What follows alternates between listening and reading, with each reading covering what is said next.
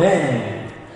마음과 행동이 일치된 정결한 삶을 살라. 마음과 행동이 일치된 정결한 삶을 살라라는 제목을 가지고 하나님의 말씀 증거합니다. 사랑하는 성도 여러분, 예수님 당시에 유대 사이의 모든 기득권은 대제사장을 중심으로 한 바리새인들과 서기관들이 잡고 있었습니다. 비록 유대 나라가 로마 식민지였지만 이들은 그 가운데서 온갖 부와 명예를 다 누렸습니다. 어떻게 보면 이 대제사장과 바리새인들과 이 서기관들이 어떻게 보면은 매국노라고도 할 수 있어요. 로마의 그 압제 속에서도 서로 결탁을 해가지고 서로 누이 좋고 매부 좋은 관계를 유지하면서 자신의 이득을 다 챙겼죠. 그래서 대제사장을 중심으로 한 이 사내들인 공의의 회원들은요, 실제적으로 유대 사회를 영적으로 정치적으로 지배했다고 해도 과언이 아닙니다. 그런데 어느 날 갑자기 예수님의 소문이 들려오는 거죠. 예수님의 소문이 들려옵니다. 그런데 그 소문이 심상치가 않아요. 그 소문이 좀처럼 잠잠해지지가 않습니다. 메시아가 나타났다는 거죠. 하나님의 아들이 나타났다라는 겁니다. 뿐만 아니라 예수님이 가시는 곳마다 온갖 기적이 일어났다는 겁니다. 그 누구도 항거할 수 없는 권위의 말씀이 예수님을 통해서 증거된다라는 겁니다. 그런데 더 심각한 문제는 많은 사람들이 예수님을 따라다닌다는 겁니다. 사람들은 예수님이 기적을 행할 때마다 사람들은 자꾸만 예수님께 예수님 왕이 되십시오. 왕이 되십시오라고 예수님을 부추깁니다. 이 소리는요, 예루살렘에 있는 유대사의 모든 기득권을 다 움켜쥐고 있는 대제사장과 사내들인 공의 회원들, 바리새인들과 서기관들의 입장에서는 이게 정말 싫은 거예요. 사람들의 생각에는요, 예수님이 왕이 되면 굶어 죽지 않는다고 생각합니다. 이 당시는요, 먹고 사는 문제가 힘들거든요. 굶어 죽는 사람들이 너무너무 많아요. 겨울을 지나기가 힘든 시대입니다. 예수님이 왕이 되면 병들어도 고침을 받잖아요. 예수님이 병든 사람을 고쳐주실 뿐만 아니라 심지어 귀신 들린 사람까지도 다 귀신들을 쫓아내어 주시고 정상적인 삶을 살아가게 합니다. 더 나아가서 어떻게 하죠? 죽은 사람도 살리잖아요. 예수님이 왕이 되면, 진짜 예수님이 왕이 되면 좋겠어요. 진짜 예수님이 왕이 되면 더 이상 고생 끝, 행복 시작이에요. 그러므로 대제사장과 바리새인들의 입장에서는 난리가 났죠. 예수님이 왕이 되면 안 돼요. 예수님이 왕이 되면 자신들이 지금까지 누려왔던 부와 명예를 한순간에 다 빼앗길 수가 있다니까요. 그래서 대제사장과 바리새인들의 입장에서는 예수님이 하나님의 아들이든 메시아든 그거 별로 중요하지 않아요. 예수님 때문에 지금 당장 자신들이 누려왔던 기득권을 다 빼앗길 위기에 처해 있기 때문입니다. 그래서 할 수만 있으면 예수님을 잡아서 죽이려고 혈안이 되어 있습니다. 그런데 문제는 예수님을 따라다니는 사람들이 너무너무 많은 거예요. 예수님이 무서운 게 아니고 예수님을 따라다니는 사람들이 두려운 거죠. 아무 이유 없이 예수님을 잡아다가 죽여버리면 사람들이 가만히 있겠어요? 밀란을 일으킬 수도 있는 겁니다. 그래서 사람들이 두려워가지고 함부로 예수님을 잡아서 죽일 수도 없는 상황입니다. 그래서 선택한 방법이 뭐냐면 예수님을 감시하기 위해서 사람들을 파견하는 겁니다. 이들의 목적은 어떻게 해서든지 예수님을 잡아서 죽일 수 있는 명분을 찾는 거예요. 허물을, 잘못을 찾아내는 거죠. 명분이 없으면 만들어내는 거예요. 누명까지 씌우기를 서슴지 않아요. 쉽게 말해서 합법적으로 예수님을 잡아서 죽이려고 함정을 만드는 것이 이들의 목적입니다. 그래서 바리새인들과 서기관들이 예루살렘에서 예수님께로 왔지요. 예수님의 말씀을 듣고 예수를 믿기 위해서 온 것이 아닙니다. 예수님을 잡아서 죽일 명분을 찾기 위해서 온 겁니다. 그래서 예수님이 아무리 권위 있는 말씀을 증거해도 바리새인들과 서기관들의 귀에는 안 들려요. 안 들립니다. 아무리 병든 사람이 고침을 받고 귀신이 쫓겨나는 기적이 일어나도 바리새인들과 서기관들에게는 관심이 없어요. 바리새인들과 서기관들은 오로지 예수님을 잡아서 죽일 그 명분을 찾기 위해서 혈안이 되어 있는 거예요. 그러므로 사람이 어디에 관심을 갖느냐는 굉장히 중요한 겁니다. 그 사람의 마음이 지금 어디 있느냐 중요하지요. 죽이는 데 관심을 가지고 있으면요, 하나님의 아들도 눈에 안 들어오는 거죠. 하나님의 아들도 눈에 안 들어와요. 사랑하는 성도 여러분, 은혜 받는 사람과 은혜 받지 못하는 사람의 특징이 뭔지 압니까? 마음의 중심이 달라요. 그 마음이 다르다니까요. 예배 드리고 있고 몸은 이 자리에 있는데 그 마음은 이 자리에 없어요. 말씀은 듣고 있는데 그 마음은 엉뚱한 데 가 있다니까요. 하나님을 주인으로 섬기고 하나님 말씀대로 살겠다고 마음으로 결심하게 되면 은혜는 저절로 하나님으로부터 우리에게 흘러오게 되어 있습니다. 그런데 마음이 딴 데 가 있으면 은혜의 문이 딱 닫혀져 있는 것과 똑같아요. 그리고 하나님의 은혜가 흘러오지도 않아요. 그래서 은혜 받지 못한 삶을 살아요. 그래서 예수 믿으면서 힘들고 어렵게 살아가는 것입니다. 그러므로 하나님의 은혜를 받기 전에 먼저 마음을 바로 잡아야 돼요. 우리 마음을 바로 잡아야 돼요. 먼저 은혜를 사모하는 마음을 가져야 됩니다. 그러면 언제나 하나님의 은혜 속에서 우리는 살아갈 수가 있습니다. 왜 그럴까요? 사람은요, 그 마음이 가는 쪽으로 눈도 가고요, 관심도 가고요, 행동도 따라가게 되어 있기 때문입니다. 다른 사람의 책 잡을 일만 생각하면 다른 사람의 허물만 눈에 들어오는 거죠. 바리새인들과 서기관들이 그랬어요. 그래서 드디어 허물을 발견합니다. 제자들이 손도 씻지 않고 떡을 먹었습니다. 제자들이 손 씻지 않고 떡을 먹는 것은 장로들의 전통을 어기는 행위였습니다. 그래서 바리새인들과 서기관들이 예수님께 뭐라고 말하느냐? 당신의 제자들이 장로들의 전통을 어기고 손도 씻지 않는 부정한 손으로 떡을 먹었습니다. 어떻게 유대인으로서 부정한 손으로 떡을 먹을 수 있습니까? 하고 예수님께 반론을 제기합니다. 마가복음 7장 5절 다 같이 읽습니다. 시작. 예수께 묻되 어찌하여 당신의 제자들은 장로들의 전통을 준행하지 아니하고 부정한 손으로 떡을 먹나이까? 사랑하는 성도 여러분, 바리새인들과 서기관들에게 중요한 것은 하나님이 모세를 통해서 주신 율법이에요.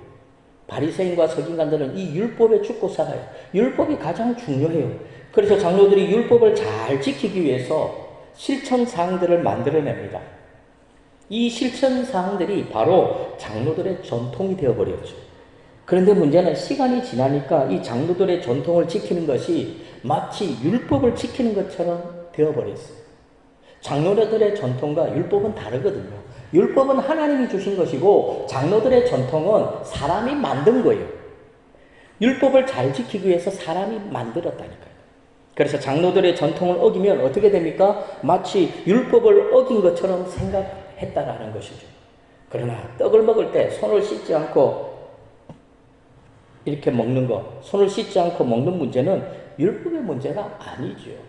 율법의 문제가 아니에요. 어떻게 보면은 삶의 어떤 규범이라고 말할 수 있겠죠. 우리가 밖에 나갔습니다. 밖에 나가서 들어왔지요? 그럼 어떻게 됩니까? 손 씻고 세수하는 거잖아요. 그리고 밥을 먹는 거예요. 이거는 어떻게 보면 관례예요. 어떤 뭐라고 그러죠? 좋은 습성이라고 말할 수 있죠. 하나님의 말씀은 아니라고요.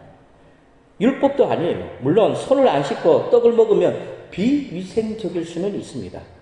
그렇지만 그렇다고 부정하거나 무슨 큰 죄를 짓는 것은 아니거든요.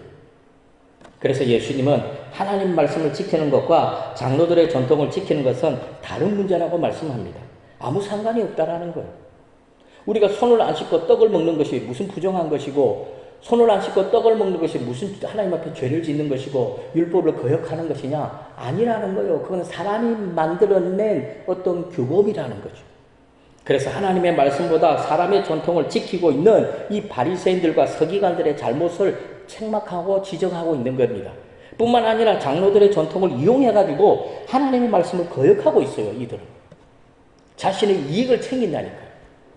그래서 예수님은 바리새인들과 서기관들뿐만 아니라 그 자리에 모여 있었던 사람들과 제자들을 향해서 장로들의 전통을 안 지켰다고 해서 사람이 부정해지는 것이 아니라고 말씀하고 있는 겁니다. 율법을 어기는 것도 아니라고 말씀합니다. 반면에 바리새인들과 서기관들을 향해서 너희가 하나님의 말씀을 버리고 사람의 전통을 지킨다고 말씀하셨죠. 사람의 전통을 지키기 위해서 하나님의 말씀을 거역한다고까지 말씀합니다. 마가복음 7장 8절과 9절 다 같이 읽습니다. 너희가 하나님의 계명을 버리고 사람의 전통을 지키느니라.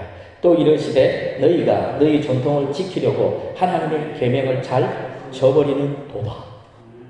주객이 전도되어 버려요.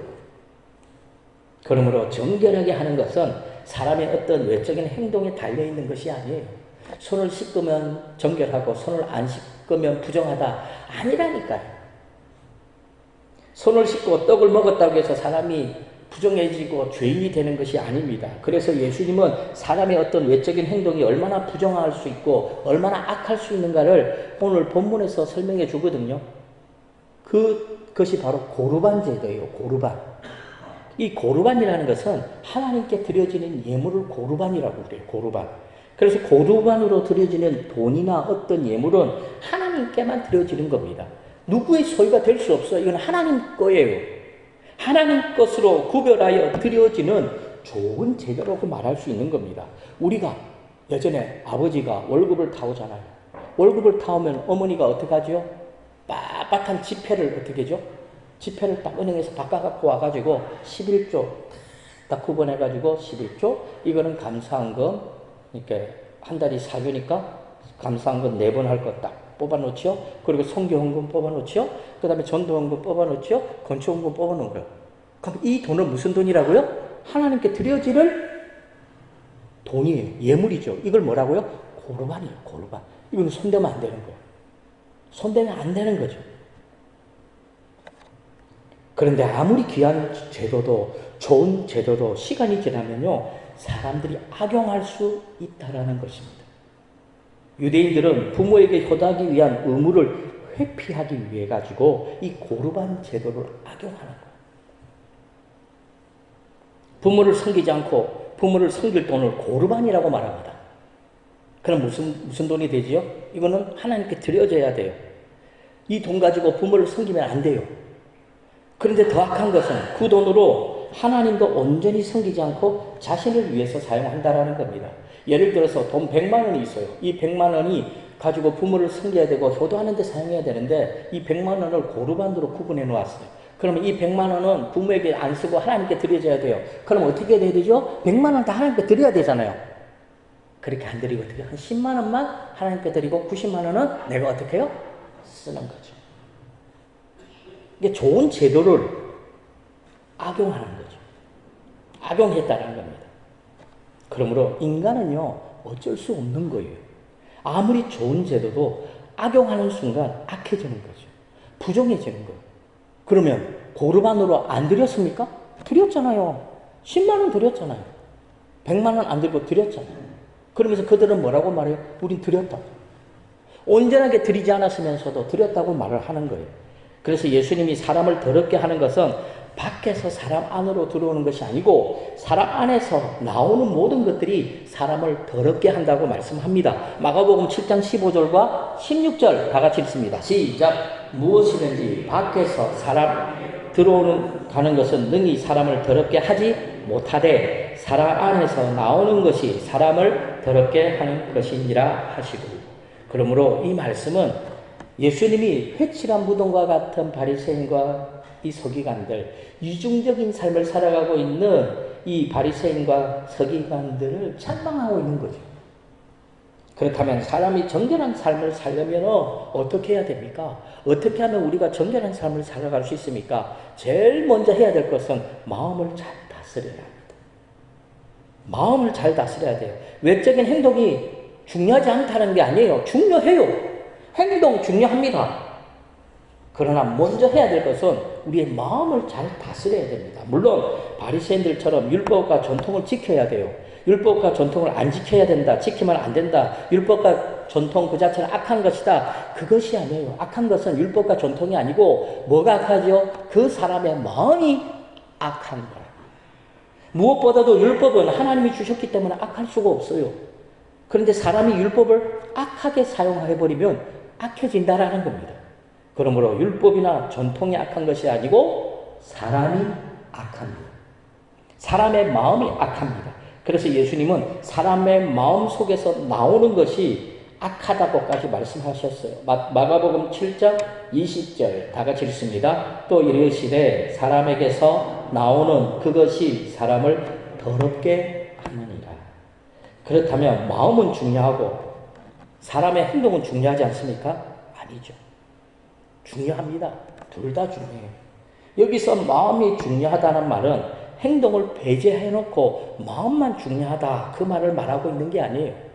마음에서 우러나오는 행동, 이것이 중요하다는 얘기죠. 믿음도 마찬가지예요. 우리의 믿음. 말로만 하는 믿음은 죽은 믿음이에요. 그건 믿음도 아니라는 거예요. 그럼 어떤 믿음이 믿음이죠?